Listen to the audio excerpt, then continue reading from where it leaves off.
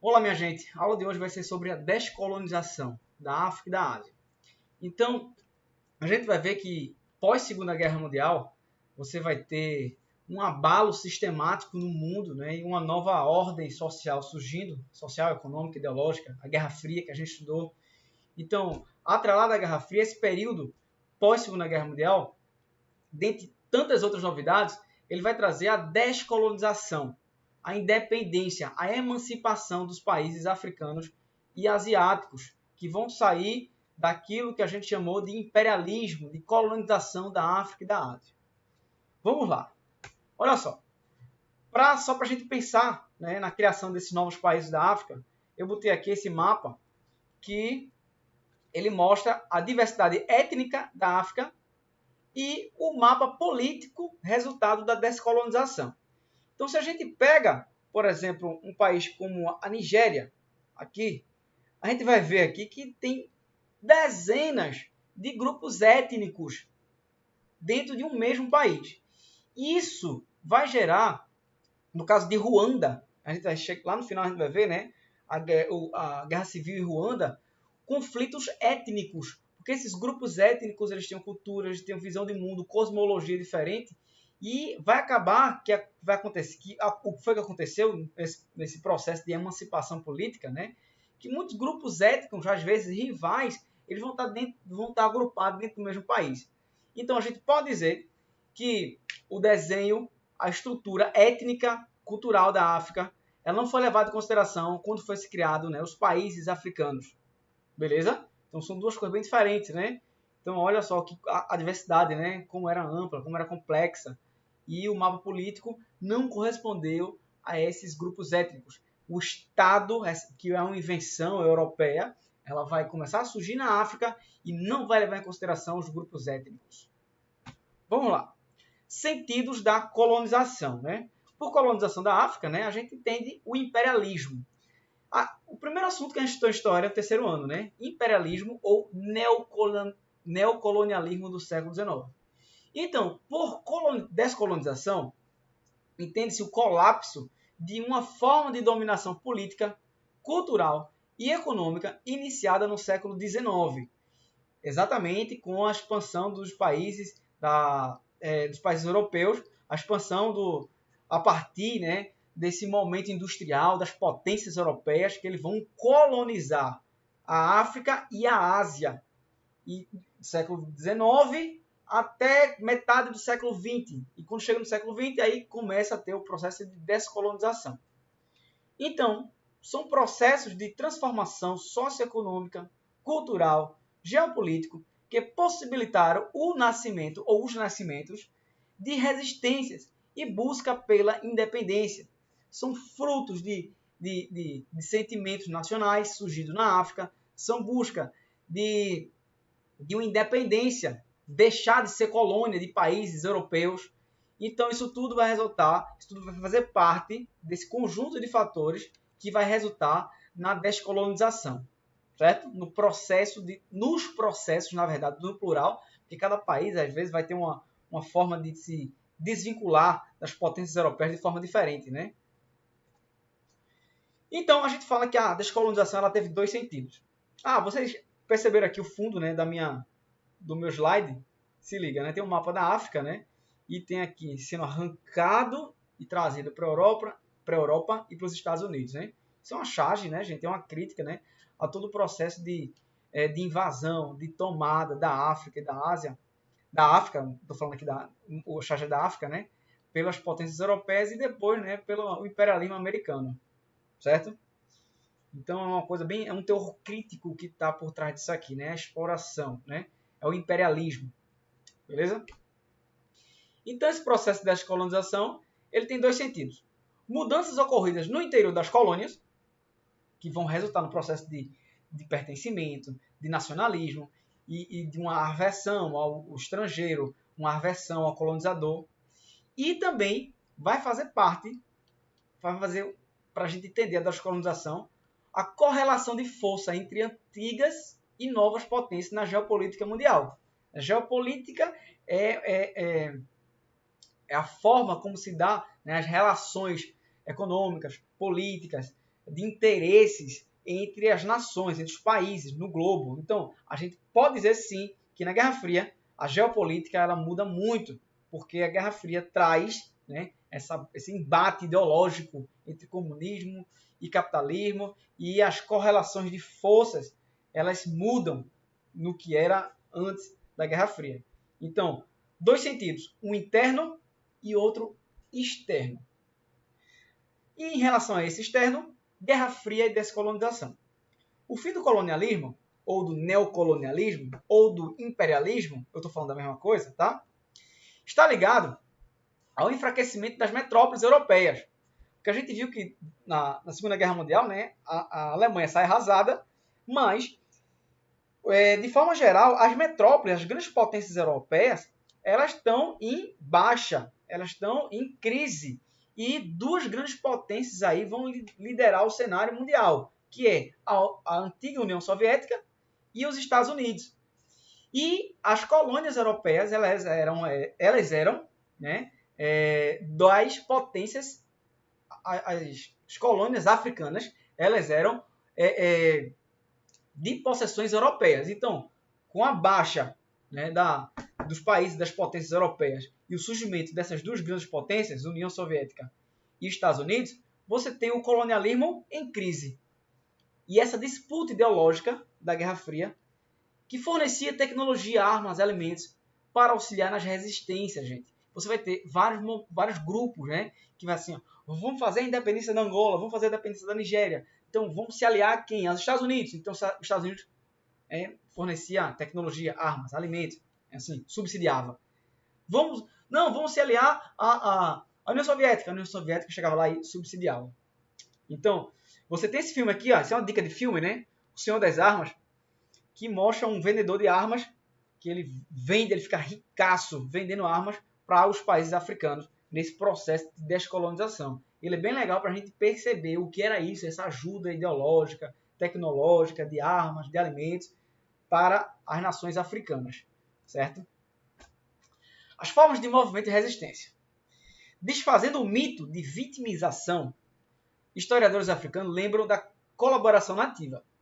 É impossível a gente chegar num país e dominar ele por todo, sem participação de ninguém de lá. Né? O que se viu no imperialismo foi um conjunto de guerras travadas da Europa contra a África e a Ásia, mas contou com a ajuda de elites locais. Certo? Essa elite local que estabelecia relação culturais, relações econômicas com as metrópoles europeias. Tá? Então, isso é importante ser dito. Né? Então a culpa do imperialismo é dos africanos. Não, quem fez o imperialismo foi a África. Quem invadiu foi... Não, quem fez o imperialismo foi a Europa, foram as nações europeias. Tá? Quem fez o imperialismo, que foi lá, que invadiu, que criou campos de concentrações, que tirou a riqueza da África, que explorou a África, foram as nações europeias. Com a ajuda de elites locais, que era a minoria da minoria dos africanos. Certinho? Duas grandes guerras, a luta de soldados pelas nações europeias. Isso fez ganhar espaço os movimentos nacionalistas. No Quênia, movimento religioso para expulsar europeus. Estou dando alguns casos, tá? Na Argélia, em 1926, grupo Estrelas do Norte, grupos africanos dizendo assim, a gente não quer mais a França na Argélia. Tá? Então você tem uma formação de vários movimentos de resistência dentro da África. O nacionalismo e a identidade. O que existia em comum entre as pessoas que lutavam pela liberdade? O que existia entre os africanos? Laços de identidade que uniam as populações. E esses laços de identidade, e aí eles começaram a olhar um para o outro e assim, vem cá, porque a gente não é um país, né? E esse nacionalismo ele começa a crescer muito. Isso é um processo, gente, onde há poder, há resistência. Sempre. Não existe poder sem resistência. O mais forte, mais truculento dos poderes, ele vai encontrar resistência. O imperialismo, ele sofreu muita resistência. Tá? Desde o seu início, a gente estudou isso, né? A revolta Ashanti e vários movimentos de resistência ao imperialismo, isso não para, né? Não cessa de uma vez. Mas quando no período da década de 40, quando está acabando a Segunda Guerra Mundial, esses movimentos de resistência eles vão se potencializar. Por exemplo, países de cultura árabe, E a adesão representava a resistência religiosa e cultural frente ao elemento cristão, ao europeu cristão. É o seguinte, né? Então, o norte da África, que domina a religião muçulmana, quando esse sentimento de nacionalismo vai estar surgindo, vai estar também surgindo o sentimento de aqui, somos muçulmanos, eles são cristãos. Então, ó, é mais outro elemento para agregar junto a esses movimentos de independência. Outro grupo de intelectuais pregavam a constituição de democracias liberais laicas, como hoje é o Brasil, né? E aí tinha vários pontos de pauta para se construir, mas o que unia era a ideia de criar uma nação e de formar, de construir uma identidade a partir de elementos africanos ou asiáticos. A África subsaariana é aquela África, a parte da África que fica abaixo do deserto do Saara. Sentimento de unidade buscado na negritude e na experiência da escravidão. Então, assim, eu sou negro e me orgulho por ser negro. Tivemos experiência aqui de escravidão na África, de invasão europeia. Então, a África negra subsaariana, esse sentimento e esse movimento que vai ganhar o nome de negritude. Elementos da cultura africana vão ser potencializados. Eu me orgulho de ser africano. Eu me orgulho de ser negro. Eu me orgulho de ter cultura africana. Negritude. Certo? Valorizações das tradições africanas e o resgate da identidade do orgulho negro. Negritude foi um dos eixos, um eixo para o pan-africanismo. Pan, todo. Africanismo em relação à África. Então, a união da África pela sua libertação. São movimentos que começam a surgir de caráter nacionalista, de caráter identitário e de caráter étnico-racial, que vai dar a liga, que vai dar o movimento, vai fazer que o movimento de independência ele seja aceso. Pan-africanismo. Surgiu na metade do século XIX e consolidou-se com os congressos pan-africanos, discutindo a identidade africana e dos afrodescendentes e os meios de libertação. Congresso de 1945 faz uma denúncia do capital monopolista. O capital monopolista entende o capital das potências europeias, né, que exploravam as riquezas africanas. Então, é um movimento, o pan-africanismo é um movimento que vai unir várias lideranças, vários movimentos africanos em prol de uma libertação, de uma independência. E muitos adotou-se o socialismo como referencial teórico para a luta anticolonial. Porque a luta colonial, gente, o colonialismo, ele foi fruto do capitalismo. Então, como se existia a União Soviética na época, né, o socialismo representava a oposição total ao capitalismo. Então, por isso que muitos países africanos eles vão aderir ao referencial teórico socialista, né, para combater esse período de invasão e de dominação europeia capitalista dentro da África e da Ásia.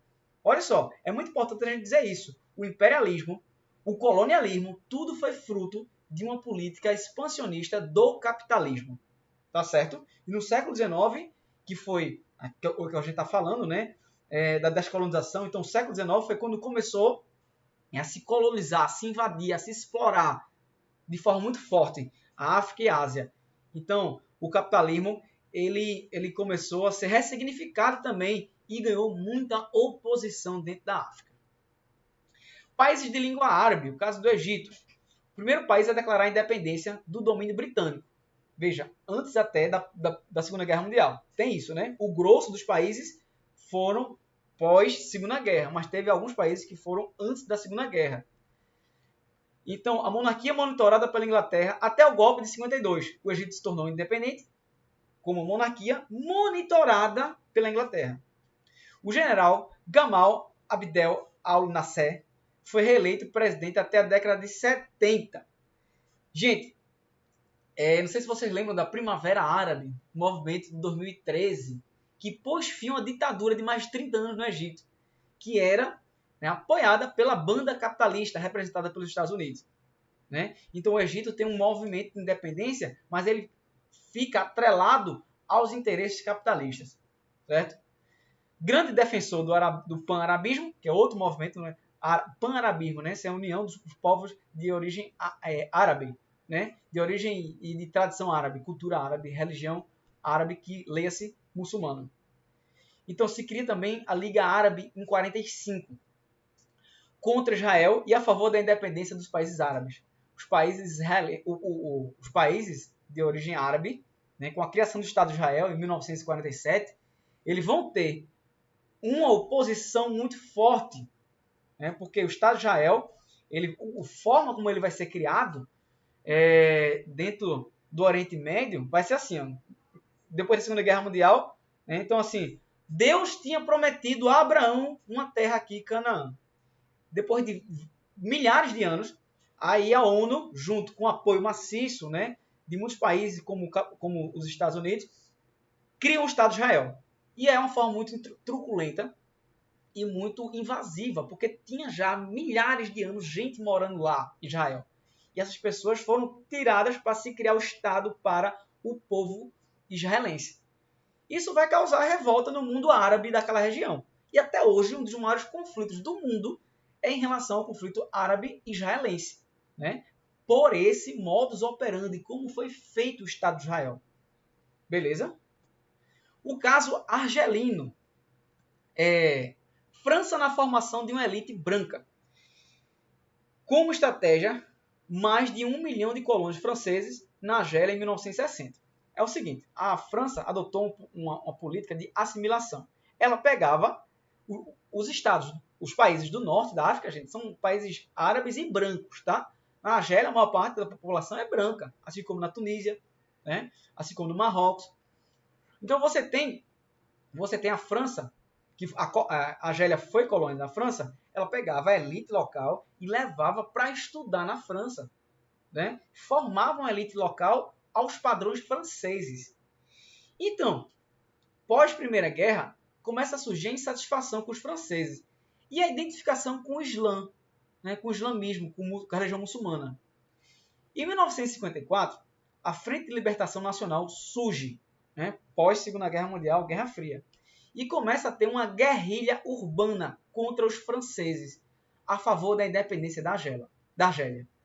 Episódios sangrentos repercutiram nas colônias francesas, né? Então, a Batalha de Argel, um episódio sangrento em que o governo massacrou as pessoas que foram para a rua, que estavam lutando por uma independência e contra a França, a favor do fim do colonialismo na Argélia.